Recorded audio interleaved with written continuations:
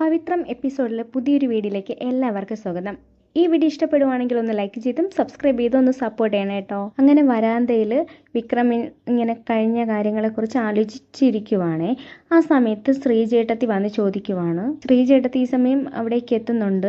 എന്നിട്ട് വിക്രം ശ്രീജയോട് ചോദിക്കുവാണ്, ഏട്ടത്തിക്ക് തോന്നുന്നുണ്ടോ ഞാൻ ഇങ്ങനെയൊക്കെ ചെയ്യുമെന്ന്? എന്താ നടന്നതെന്ന് ഞാൻ ഏട്ടത്തിയോട് പറയാമെന്ന് പറഞ്ഞിട്ട് ശ്രീജയോട് നടന്ന കാര്യങ്ങളെപ്പറ്റി പറയുന്നുണ്ട്. കോളേജിലോട്ട് ഒരു പെൺകുട്ടി നടന്നു വരുന്നുണ്ട്. ആ സമയത്ത് കുറച്ച് പയ്യന്മാർ വന്നിട്ട് അവളെ തടഞ്ഞു നിർത്തിയിട്ട് സംസാരിക്കുന്നുണ്ട്. ആ സമയത്ത് ഒരു പയ്യൻ വന്ന് ചോദിക്കുവാണ്, നീ ഞങ്ങൾക്കെതിരെ മൊഴി കൊടുക്കുമോ എന്ന്? നിനക്ക് എന്തെങ്കിലും കംപ്ലൈൻറ്റ് ചെയ്യാൻ ഉണ്ടെങ്കിൽ നീ ചെയ്തോ എന്നൊക്കെ ആ പയ്യൻ അവളോട് പറയുവാണേ. അങ്ങനെ ആ പെൺകുട്ടിയും ആ പയ്യനും തമ്മിൽ വാക്കുതർക്കം ഉണ്ടാകുന്നുണ്ട്. അതിനുശേഷം ആ പയ്യനാണെങ്കിൽ ആ പെൺകുട്ടിയെ ഉമ്മ വയ്ക്കാൻ വേണ്ടി പോകുന്നുണ്ട്. ആ സമയത്തേക്ക് വിക്രം അവിടേക്ക് എത്തി അത് തടയുന്നുണ്ട്. ആ സമയത്ത് വിക്രം ആ പയ്യനോട് പറയുവാണ്, അവളൊരു പാവപ്പെട്ട പെൺകുട്ടിയാണ്, അവൾ കഷ്ടപ്പെട്ടാണ് ഇവിടെ പഠിക്കാനായിട്ട് എത്തുന്നത്, ദയവ് ചെയ്ത് അവളെ ഉപദ്രവിക്കരുതെന്ന് പറയുന്നുണ്ട്. സജിൻ എന്നാണ് ആ പയ്യന്റെ പേര്. ആ പയ്യനാണെങ്കിൽ വിക്രമിനോട് ചോദിക്കുവാണ്, നീ ആരാടാ? ഇവളുടെ ലോക്കൽ ഗാർഡിയൻ ആണോ? നീയാണോ ഇപ്പോൾ ഇവളെ വെച്ചോണ്ടിരിക്കുന്നത് എന്നൊക്കെ പറഞ്ഞിട്ട് വളരെ മോശമായിട്ട് രീതിയിലൊക്കെ വിക്രമിനെ പറയുന്നുണ്ട്. നീ ഇവളുടെ സെറ്റപ്പ് ആണോ എന്നൊക്കെ ചോദിച്ചിട്ട് വിക്രമിന്റെ കോളറിൽ കയറി പിടിക്കുന്നുണ്ട്. എന്നിട്ട് സജി പറയുവാണ്, നിന്റെ കാര്യം ഞാൻ പിന്നെ നോക്കിക്കോളാം, ഞാൻ ഇവളുടെ കാര്യം ആദ്യം തീർത്തോട്ടെ എന്ന് പറയുന്നുണ്ട്. വീണ്ടും എന്നിട്ട് ആ പെൺകുട്ടിയെ കിസ് ചെയ്യാൻ അവൻ പോകുന്നുണ്ട്. ആ സമയത്ത് വിക്രം ആണെങ്കിൽ ആ പയ്യനെ ചവിട്ടി താഴേക്ക് ഇടുന്നുണ്ട്. അതിനുശേഷം ബാക്കിയുള്ള പയ്യന്മാരെല്ലാം വന്നിട്ട് ഈ വിക്രമിനെ തള്ളി മാറ്റുന്നുണ്ട്. അങ്ങനെ മൊത്തത്തിൽ അവിടെ ഒരു അടിപിടിയൊക്കെ നടക്കുന്നുണ്ട്. വിക്രമാണെങ്കിൽ എല്ലാവരും അടിച്ച് നിലത്തിടുന്നുണ്ട്. സജിക്ക് നല്ല രീതിയിൽ അടിയൊക്കെ കൊടുക്കുന്നുണ്ട്. എന്നിട്ട് കോളറിൽ പിടിച്ചിട്ട് സജിയോട് പറയുന്നുണ്ട് വിക്രം, നീ കാരണം ആരെയും ഇവിടെ പഠിക്കാൻ സമ്മതിക്കത്തില്ല, എല്ലാവരും പഠിക്കാനായിട്ടാണ് ഇവിടേക്ക് എത്തുന്നത് എന്നൊക്കെ പറഞ്ഞിട്ട് കുറ്റപ്പെടുത്തുന്നുണ്ട് വിക്രം. കോളേജിൽ നടന്നത് ആ വീഡിയോ ആണ് കണ്ടത് നിങ്ങൾ എന്ന് വിക്രം പറയുന്നുണ്ട്. ഏട്ടത്തി, ഇതിൽ ഞാൻ ചെയ്ത തെറ്റെന്താണ്? ആ സമയത്ത് ശ്രീജേട്ടത്തി പറയുവാണ്, നിന്റെ ഭാഗത്ത് നിന്ന് നോക്കുമ്പോൾ അത് ശരിയാണ്, പക്ഷേ അച്ഛന്റെ ഭാഗത്ത് നിന്ന് നോക്കുമ്പോൾ നീ അങ്ങനെയൊന്നും അടിയുണ്ടാക്കി നടക്കുന്ന ആളല്ലല്ലോ. നിനക്കൊരു കാര്യം ചെയ്യായിരുന്നല്ലോ വിക്രം, നീ എന്തിനാ അടിയുണ്ടാക്കാൻ പോയെ? നീ ആ പെൺകുട്ടിയുടെ കാര്യം പ്രിൻസിപ്പലിനോട് പറഞ്ഞാൽ പോരായിരുന്നോ? നീ എന്തിനാ അതിൽ ഇടപെട്ടേ എന്നൊക്കെ ശ്രീജ ചോദിക്കുന്നുണ്ട്. ആ സമയത്ത് വിക്രം പറയുവാണ്, ഏട്ടത്തി, എന്റെ മുൻപിൽ ഒരു പെൺകുട്ടി കടന്ന് അങ്ങനെ ഒരു പെൺകുട്ടി കൺമുൻപിൽ കടന്ന് ഉപദ്രവിക്കുമ്പോൾ പ്രിൻസിപ്പലിനോട് ചെന്ന് പറയുന്നത് വരെ ആ പെൺകുട്ടി അവിടെ കിടന്ന് അപമാനിക്കപ്പെടട്ടെ എന്നാണോ? ആ സമയത്ത് ശ്രീജ പറയുവാണ്, നീ എന്തായാലും ഒരു കാര്യം ചെയ്യും, നീ നടന്ന കാര്യങ്ങളെല്ലാം അച്ഛനോട് പറയേ, നാളെ നേരം വെളുക്കുമ്പോൾ തന്നെ ഈ കാര്യങ്ങളൊക്കെ പറയൂ എന്ന് പറയുന്നുണ്ട്. ആ സമയത്ത് വിക്രം പറയുവാണ്, ശരി ഏട്ടത്തി. അതിനുശേഷം കാണിക്കുന്നതെന്ന് വെച്ചാൽ ഈ വേദയോട് ഈ ശ്രീജ സംസാരിക്കുന്ന കാര്യങ്ങളൊക്കെയാണ്. എന്നിട്ട് വീണ്ടും വേദ ചോദിക്കുവാണ് ശ്രീജയോട്, പിറ്റേ ദിവസം പറഞ്ഞായിരുന്നു ഏട്ടത്തി വിക്രം അച്ഛനോട്, അന്ന് വേറൊരു സംഭവം ഉണ്ടായിരുന്നു എന്ന് പറഞ്ഞിട്ട് ആ ദിവസത്തെ സംഭവം കാണിക്കുവാണ്. ശ്രീജ മുറ്റടിക്കുവായിരുന്നു. ആ സമയത്ത് കുറെ പയ്യന്മാർ വീട്ടിലേക്ക് കയറി വരുന്നുണ്ട്. അപ്പോൾ ശ്രീജ ചോദിക്കുവാണ്, എന്താ കാര്യം? ആ സമയത്ത് ആ പയ്യൻ ചോദിക്കുവാണ്, വിക്രം എവിടെയാ? ആ സമയത്ത് ശ്രീജ ചോദിക്കുവാണ്, എന്തിനാ വിക്രമിനെ അന്വേഷിക്കുന്നത്? ആ സമയത്ത് ആ പയ്യൻ പറയുവാണ്, ഇന്നലെ ഞങ്ങൾ കാശ് കൊടുത്തിട്ടുണ്ടായിരുന്നു ഒരു സംഭവത്തിന് വേണ്ടി, എന്നിട്ട് ആ സാധനം കിട്ടിയില്ല എന്ന്, അത് കഞ്ചാവായിരുന്നു എന്ന് പറയുന്നുണ്ട് ആ പയ്യൻ. ആ സമയത്ത് ശ്രീജ പേടിക്കുവാണ്. പേടിച്ചിട്ട് വിക്രമിനെ വിളിക്കുവാണ്, വിക്രം എന്ന് ഉറച്ച് വിളിക്കുവാണ്. ആ സമയത്ത് അങ്ങോട്ടേക്ക് വിക്രം എത്തുന്നുണ്ട്. ആ സമയത്ത് സജി ചോദിക്കുവാണ്, എടാ വിക്രം, നിന്റെ കയ്യിൽ ഇന്നലെ ഒരു സാധനം വെച്ചിട്ടുണ്ടായിരുന്നല്ലോ, അതെവിടെയാ? ആ സാധനം ഇങ്ങോട്ട് കൊണ്ടുപോകാ എന്നൊക്കെ പറയുന്നുണ്ട്. ആ സമയത്ത് വിക്രം ചോദിക്കുവാണ്, ആ നിങ്ങളാണല്ലേ എന്റെ ബാഗിൽ അത് വെച്ചിരുന്നത്? ആ അതെ, ഞങ്ങൾ കാശ് തന്നതല്ലേ, നീ അത് വേഗം തന്നെ അത് എടുത്തിട്ട് വാ. സമയത്ത് വിക്രം പറയുവാണ്, അതിന്റെ അച്ഛൻ കത്തിച്ചു കളഞ്ഞോടാ? കാശ് വാങ്ങിച്ചിട്ട് സാധനം കത്തിച്ചു കളയുവാണോ നീ ചെയ്യുന്നത്? നീ കഞ്ചാവ് ബിസിനസ് നടത്തുന്നത് കൊണ്ടല്ലേ നിന്റെ കയ്യിൽ കാശ് തന്നത്, അത് മേടിക്കാൻ നോക്കിയത്.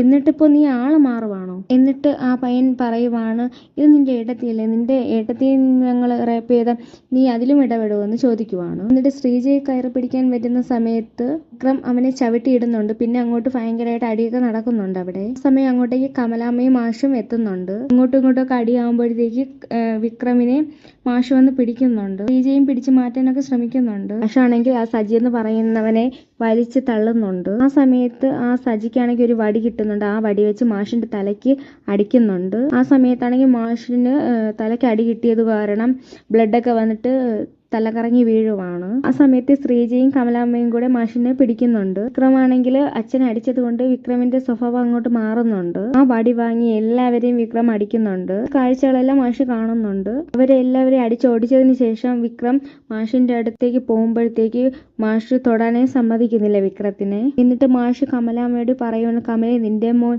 കോളേജിൽ പോകുന്നത് ഗുണ്ടായിസത്തിനാണ്. ഒരച്ഛനും കാണാൻ പറ്റാത്ത കാഴ്ചയാണ് എന്റെ മുന്നിൽ കണ്ടത്. ഇനി എന്തായാലും നീ എന്നോട് മിണ്ടാൻ വരണ്ട എന്ന് മാഷ് പറയുന്നുണ്ട്. എന്നിട്ട് മാഷ് അവിടെ നിന്ന് എണീറ്റ് പോകുന്നുണ്ട്. വിക്രമിനെ ഒന്ന് തൊടാൻ പോലും മാഷ് സമ്മതിക്കുന്നതേ ഇല്ല. എന്നിട്ട് വിക്രമാണെങ്കിൽ നിലത്തിരുന്ന് കരയുന്നുണ്ട്. പിന്നെ കാണിക്കുന്നത് വേദേനെയും ശ്രീജയാണ്. എന്നിട്ട് വേദ ചോദിക്കുവാണ്, അപ്പോൾ കാര്യങ്ങളൊന്നും അച്ഛൻ അറിഞ്ഞില്ലായിരുന്നു ഏട്ടത്തി? ആ സമയത്ത് ശ്രീജ പറയുവാണ്, ആ സമയത്ത് അറിഞ്ഞതേ ഇല്ല. അതിനുശേഷം വിക്രം അന്ന് രാത്രി തന്നെ അവിടെ നിന്ന് ഇറങ്ങി പോയിരുന്നു. രാത്രി അവിടേക്ക് വന്നൊന്നുമില്ല, ആരോടും ഒന്നും പറഞ്ഞതുമില്ല. അമ്മയാണെങ്കിൽ ഭയങ്കരമായിട്ട് ഒച്ചയും ബഹളവും കരച്ചിലും ഒക്കെ ആയിരുന്നു. അച്ഛനാണെങ്കിൽ അന്വേഷിച്ച് പോയതേ ഇല്ല വിക്രത്തിനെ.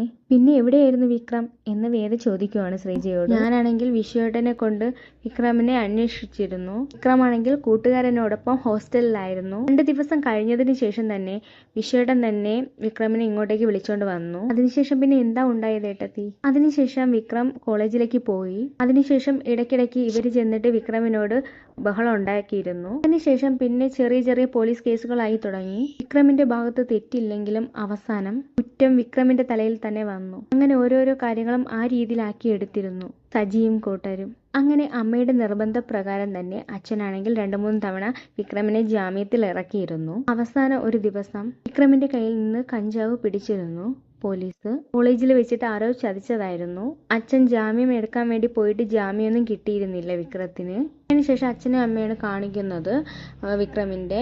എന്നിട്ട് കമലാമ്മ വന്ന് ചോദിക്കുവാണ് വിക്രമിന്റെ അച്ഛനോട് ജാമ്യം കിട്ടിയില്ലേന്ന്. ആ സമയത്ത് വിക്രമിന്റെ അച്ഛൻ പറയുവാണ്, കോടതിയിൽ നിന്ന് മാത്രമേ ജാമ്യം കിട്ടത്തുള്ളൂ. അപ്പോ അവൻ തെറ്റ് ചെയ്തിട്ടില്ലല്ലോ, അത് പറയായിരുന്നില്ലേ? കോടതി അങ്ങനെയാണ്, മക്കളുടെ കുറ്റമൊന്നും അത്ര പെട്ടെന്ന് അംഗീകരിച്ച് തരത്തില്ല. ഇതൊക്കെ നമ്മുടെ വിധിയാണ് എന്ന് വിക്രമിന്റെ അച്ഛൻ പറയുവാണേ. നമ്മൾ വിചാരിക്കുന്നത് പോലെയൊന്നുമല്ല കാര്യങ്ങൾ. അങ്ങനെ പറഞ്ഞിട്ട് മാഷ് വിഷമിച്ചിരിക്കുവാണ്. എന്നിട്ട് കമലാമ്മ ചോദിക്കുവാണ്, അപ്പോ വിക്രം ഇന്ന് എന്തായാലും സ്റ്റേഷനിൽ കിടക്കേണ്ടി വരുമോ? അപ്പോൾ മാഷ് പറയുവാണ്, ആ ചിലപ്പോൾ വേണ്ടി വരും. അങ്ങനെ മാഷ് പറയുമ്പോഴത്തേക്ക് കമലാമ്മ പൊട്ടി കരയുവാണ് കേട്ടോ. അതിനുശേഷം കാണിക്കുന്നത് വേദിയും ശ്രീജേട്ടത്തെയും പച്ചക്കറിയൊക്കെ വാങ്ങിയിട്ട് വീട്ടിലേക്ക് എത്തുന്നുണ്ട്. അതിനുശേഷം ശ്രീജയോട് വീണ്ടും ചോദിക്കുകയാണ്, അതിനുശേഷം എന്തുണ്ടായി ഏട്ടത്തി? അതിനുശേഷം ശ്രീജ പറയുവാണ്, പിന്നെയും അതിനുശേഷം ഒരുപാട് പ്രശ്നങ്ങളൊക്കെ നടന്നിരുന്നു. അതിനുശേഷം ജാമ്യത്തില് വിക്രം ഇറങ്ങി. എന്നിട്ട് എൻ്റെയും അമ്മയുടെയും നിർബന്ധപ്രകാരം അച്ഛൻ കോളേജിൽ പ്രിൻസിപ്പലിനെ പോയി കണ്ടായിരുന്നു. ഇങ്ങനെ ഓരോരോ പ്രശ്നങ്ങളെല്ലാം ഉണ്ടാക്കിക്കൊണ്ടിരിക്കുമ്പോഴത്തേക്ക് ഞാനും അമ്മയും അച്ഛനോട് സംസാരിക്കുമായിരുന്നു, കോളേജിലെ പ്രിൻസിപ്പലിനോട് പോയി സംസാരിക്കാൻ വേണ്ടിയിട്ട്.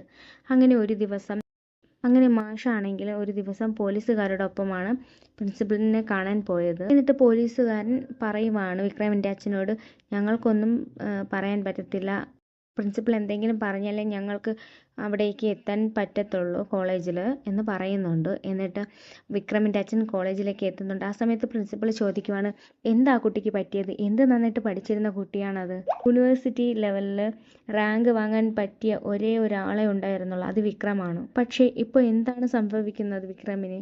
കഴിഞ്ഞ പ്രാവശ്യത്തെ മാർക്കൊക്കെ നല്ലതായിരുന്നു, ഇപ്പോൾ എന്താ പറ്റിയത്? വിക്രമിന് ഓരോരോ പ്രശ്നങ്ങളാണല്ലോ എന്ന് പറയുവാണ്. ആ സമയത്ത് വിക്രമിൻ്റെ അച്ഛൻ പറയുവാണ്, ഇവിടെ കുറച്ച് ഗുണ്ടാ പയ്യന്മാരുണ്ടായിരുന്നു, അവന്മാരാണ് വിക്രമിനെ ചതിച്ചുകൊണ്ടിരിക്കുന്നത്. ആ സമയത്ത് പ്രിൻസിപ്പൾ പറയുവാണ്, അത് ശരിയാണ്, അങ്ങനെ ഒരു ഗ്യാങ് ഇവിടെ ഉണ്ട്, പലതവണ അവരെ സസ്പെൻഡ് ചെയ്തതാണ്, വേറെ നിവർത്തിയില്ല, മുകളിലും ആൾക്കാരുണ്ടല്ലോ, അവരുടെ റെക്കമെൻഡേഷൻ കാരണം വീണ്ടും ആ ഗുണ്ടകൾ കോളേജിലേക്ക് തന്നെ തിരിച്ച് എത്തുന്നുണ്ട്. ഇങ്ങനെയൊക്കെ പ്രിൻസിപ്പൾ പറഞ്ഞുകൊണ്ടിരിക്കുമ്പോഴത്തേക്കും വിക്രമിൻ്റെ അച്ഛൻ ഇങ്ങനെ വിഷമത്തോടു കൂടി ഇരിക്കുന്നുണ്ട്.